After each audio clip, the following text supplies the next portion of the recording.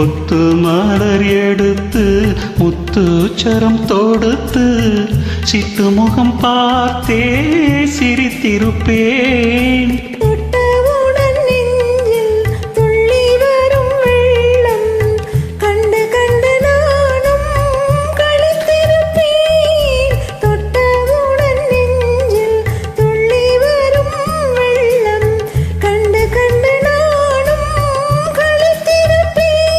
உன்னை நான்